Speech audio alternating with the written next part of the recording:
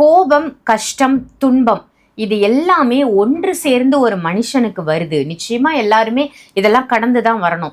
இப்படி ஒரு மனுஷனா ஒரு கஷ்டப்படக்கூடிய சூழல்ல இருக்காங்க அப்படிங்கும்பொழுது அந்த தருணத்தை எப்படி கையாளும்? இந்த மாதிரி எந்த இடத்துலையுமே நம்ம ஆளுங்க நிதானத்தை யூஸ் பண்ணுறதே இல்லைம்மா. நிதானன்ற வார்த்தையை நம்ம ஆளுங்களுக்கு தெரியாதும்மா. முதல்ல நானே சொல்கிறேன், நிதானம் நம்ம ஆளுங்கள்கிட்ட கிடையாது. நிதானம் இருக்கணும். ஏன்னா நிதானமாக இருக்கிறவங்க தான் இன்றைக்கி லைஃப்பில் எல்லாமே சாதிச்சவங்க. நானே இன்னும் கொஞ்ச நாள் பேசுறது கம்மி பண்ணிவிடுவேன், சீரியஸாகவே. ஏன்னா இங்கே நிறைய பேசவே கூடாதுமா.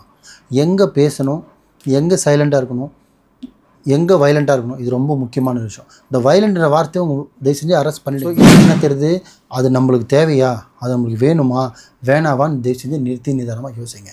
எந்த இடத்துல நிதானத்தை கையாளுங்க, வாழ்க்கையில் நல்லா இருப்பீங்க. ஸோ நல்லதே நினைங்க, நல்லதே செய்யுங்க, நல்லதே நடக்கும்.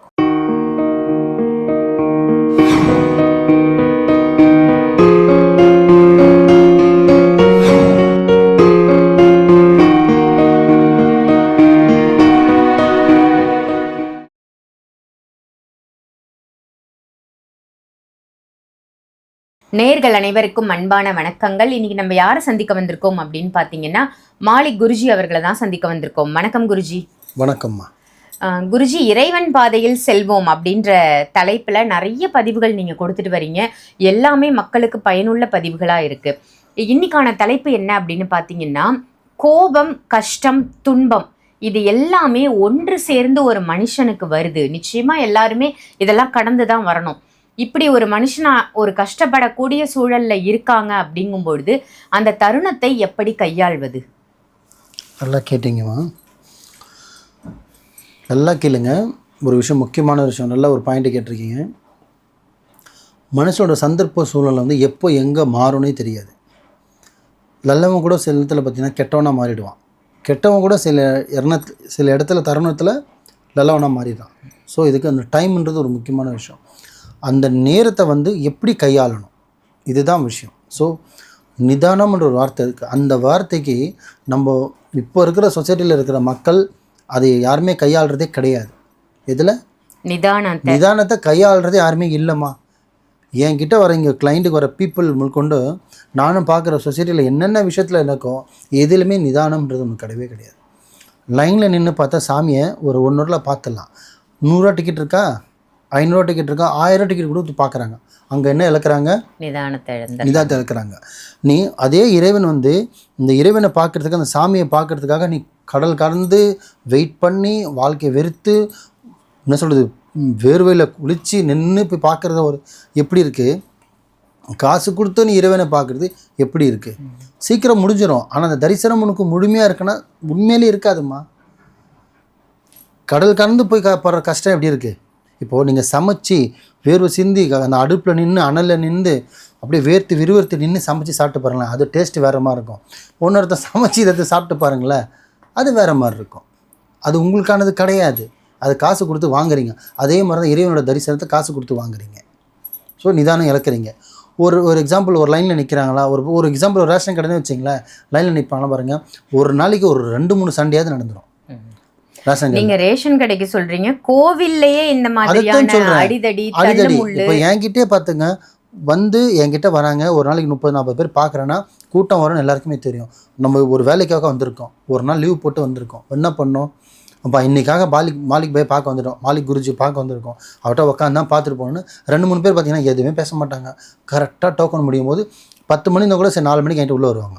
ஆனால் சில பேர் வந்து 1/2 மணி நேரம் அவங்க சீட்டு அந்த சீட்டில் உட்காராது, துடிச்சிக்கிட்டே இருப்பாங்க. கோழி மாரி buck buck buck buck buck buck buck சுற்றிக்கிட்டே இருப்பாங்க. ஏன்னா நிதானத்தை. அதனால் வந்து கேட்டு சண்டை வந்துடுது. சண்டை வந்து சில பேர் நம்ம ரிட்டர்ன் போயிடுறாங்க. இன்றைக்கி முடியல, ஹஸ்பண்டுக்குள்ளே சண்டை வந்துடும். ஒரு இடத்துல வந்தோமா, நிதானமாக உட்காந்தோமா, நிதானமாக பார்த்தோமா, நமக்கு என்ன சொல்ல வந்திருக்கோன்னு பாய்கிட்ட சொன்னோமா, அது பாய் நம்மளுக்கு எக்ஸ்பிளைன் பண்ணுறோம், அதை நிதானமாக கேட்கணும். அந்த நிதானம் இங்கே கிடையாது. ஸோ இந்த மாதிரி எந்த இடத்துலையுமே நம்ம ஆளுங்க நிதானத்தை யூஸ் பண்ணுறதே இல்லைம்மா. நிதானன்ற வார்த்தையை நம்ம ஆளுங்களுக்கு தெரியாதும்மா. முதல்ல நானே சொல்கிறேன், நிதானம் நம்ம ஆளுங்கள்கிட்ட கிடையாது. நிதானம் இருக்கணும். ஏன்னா நிதானமாக இருக்கிறவங்க தான் இன்றைக்கி லைஃப்பில் எல்லாமே சாதித்தவங்க. மைண்டை யூஸ்ஃபுல்லாக வைக்கணும், உங்களோட உடலை யூஸ்ஃபுல்லாக வைக்கணும், உங்கள் மனசை ஒரு நிலையை நிப்பாட்டணும், உங்களோட மைண்டை ஒரு நிலையை நிப்பாட்டணும். ஒருத்தவங்க 10 பேர், இப்போ நம்ம ஒரு 10 பேர் கூட போகிறோம், 9 பேர் சண்டை போட்டுட்ருக்காங்க, நீயும் 10ஆவது சண்டை போடுறனாலும் சண்டை இன்னும் பெருசாகிடும். இல்லை, நீ மாற்றி யோசிக்கணும். நீ நிதானமாக யோசி. இந்த சண்டை எங்கேருந்து வந்தது, எப்படி அந்த சண்டை தடுத்து விடலாம், அந்த சண்டை எப்படி ஆஃப் பண்ணலாம் அப்படின்னு அதை தான் நீ செய்யணுமே தவிர, நீயும் கூட சேர்ந்து சண்டை போட்டோன்னா இன்னும் சண்டை ஸ்பிட் ஆகும், பெருசாகுது. ஸோ அந்த தவறு பண்ணக்கூடாது. எதனால் சண்டை வந்து இதெல்லாம் வந்தால் சரி இப்போதைக்கு அந்த முதல்ல தடுத்து விடுவோம், அப்புறம் நல்லது ப்ளஸ் ஆர் மைனஸ் அப்புறம் பார்ப்போம். யார் சண்டை போட்டாங்க, யார் போடல, இதெல்லாம் அப்புறம் விஷயம். முதல்ல தடுத்து விடணும்.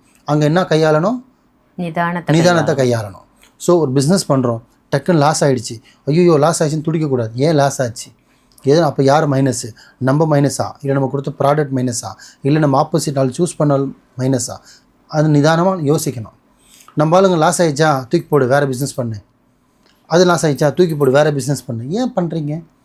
ஒரு தப்பு நடக்குதுன்னா அது எங்கே நடக்குது, எதனால் நடக்குது, யாரால் நடக்குது, நம்மளால் நடக்குதா, நம்மளை சுற்றி இருக்க நடக்குதா, இல்லை நம்ம என்ன தப்பு பண்ணியிருக்கோமா, இல்லை நம்ம என்ன டைம் சரியில்லையா, நம்மளோட கிரகணியில் சரியில்லை, இதெல்லாமே நம்ம பார்க்கணும்.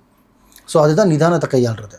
அதே மாதிரி தான் சில பேர் பாருங்கள் 10,000 கடன் வாங்கியிருப்பாங்க, அது கிட்ட 2 லட்ச ரூபாய் நிற்கும். அது காரணம் என்னென்னா அவங்க நிதானமாக இல்லை.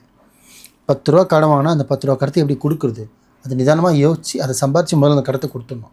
ஆனால் அவசரப்பட்டு இந்த கடன் கொடுக்குறது, ஒன்று இடத்துல 10 ரூபா 20 ரூபா வாங்குறது, 20 ரூபா போய் 40 ரூபா வாங்குறது, அந்த 1 லட்ச ரூபா கடன் பார்த்தீங்கன்னா 50 லட்ச ரூபா கடன் நிற்கிது. இது காரணம்னா நீங்கள் நிதானமாக இல்லை. அம்மா நீங்கள் எந்த விஷயத்த ஒன்றும் பண்ணலாமா, எவ்வளோ பெரிய போருக்கு கூட நீங்கள் எழலாமா, எவ்வளோ பெரிய சண்டை கூட நீங்கள் போடலாமா, எவ்வளோ பெரிய மீட்டிங்கில் கூட நீங்கள் பேசலாமா, ஒரு என்ன சொல்கிறது, ஒரு எவ்வளோ பெரிய விஐபி கூட நீங்கள் நின்று பேசலாமா. ஆனால் அந்த இடத்துல நிதானம் இருக்கணும். நல்லா பாருங்கள், வார்த்தையில் நல்லா கவனிங்க மக்களே. பெரிய ஆளுங்க பாருங்கள் பேசவே மாட்டாங்க. பெரிய விஐபி பேசாதவங்க தான் இன்றைக்கி எல்லாமே சாதிச்சிருக்காங்க வாழ்க்கையில்.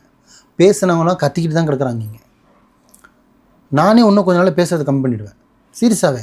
ஏன்னா இங்கே நிறைய பேசவே கூடாதுமா. எங்கே பேசணும், எங்கே சைலண்ட்டாக இருக்கணும், எங்கே வயலண்ட்டாக இருக்கணும், இது ரொம்ப முக்கியமான விஷயம். இந்த வயலண்ட்ற வார்த்தையை உங்கள் தயவு செஞ்சு அரெஸ்ட் பண்ணிவிடுங்க. இங்கே வீரம் முக்கியம் இல்லை, விவேகம்தான் முக்கியம்.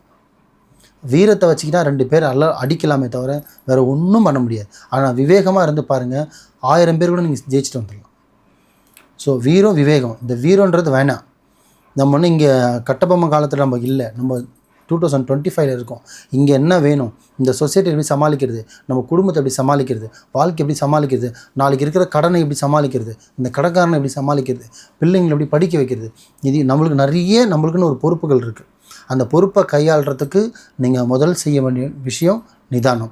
நிதானமாக பண்ணி பாருங்கள், உங்கள் லைஃப்பும் நல்லாயிருக்கும், உங்களை சுற்றி இருக்கிற லைஃப்பும் நல்லாயிருக்கும், உங்கள் பிள்ளைங்க லைஃப்பும் நல்லாயிருக்கும். தயவு செஞ்சு எந்த ஒரு விஷயம் பண்ணாலும் ஒரு தடவைக்கு 100 தடவை யோசிங்க, நிதானமாக பண்ணுங்கள். நாளைக்கு போகலாமா, ரைட், நாளைக்கு போகலாம், போய் வாங்கணும், செய்யலாம். இது வாங்கினா ப்ளஸ் என்ன வரும், மைனஸ் என்ன வரும், இது பண்ணால் நம்மளை சமாளிக்க முடியுமா, இந்த டியூ நம்மளால் கட்ட முடியுமா, இதனால் நம்மளுக்கு பிள்ளைங்களுக்கு என்ன பாதிப்புமா, சப்போஸ் ஒரு மாதம் சம்பளம் இல்லை, ஒரு மாதம் வேலை இல்லை, அடுத்த மாதம் நம்ம டியூ கட்ட முடியுமா, இல்லை 2வது மாதம் காரை தூக்கிட்டு போயிடுவோனா, இதெல்லாமே நீங்கள் யோசிங்க.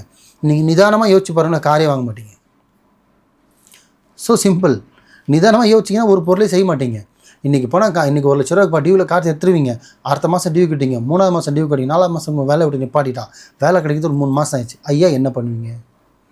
1 மாதம் நகை வச்சு கட்டுவீங்க, அடுத்த மாதம் வட்டிக்கு வாங்கி கட்டுவீங்க, 3வது மாதம் இன்னொரு வட்டிக்கு வாங்குவீங்க, 4வது மாதம் காரக்கடன் தூக்கிட்டு போயிடுவான், இல்லை டியூ கட்டுறவங்க இல்லை கடன் கொடுத்து தூக்கிட்டு போயிடுவான். ஆனால் அவங்கக்கிட்ட பொருள் இருக்காது. ஸோ இதுலேருந்து என்ன தெரியுது, அது நம்மளுக்கு தேவையா, அது நம்மளுக்கு வேணுமா வேணாவான்னு தயவு செஞ்சு நிறுத்தி நிதானமாக யோசிங்க. எந்த இடத்துல நிதானத்தை கையாளுங்க, வாழ்க்கையில் நல்லா இருப்பீங்க. ஸோ நல்லதே நினைங்க, நல்லதே செய்யுங்க, நல்லதே நடக்கும். ரொம்ப ரொம்ப சிறப்பான அற்புதமான தகவலாக கொடுத்தீங்க. நிதானம் அப்படிங்கிறது ஒவ்வொரு மனிதருடைய வாழ்க்கையிலும் மிக மிக முக்கியம் அப்படிங்கிறது நீங்கள் கொடுத்த தகவல் மூலமாக தெரிந்தது. நிச்சயமாக அனைவருமே இறைவன் பாதையில் செல்வோம். நன்றி குருஜி. நன்றிம்மா.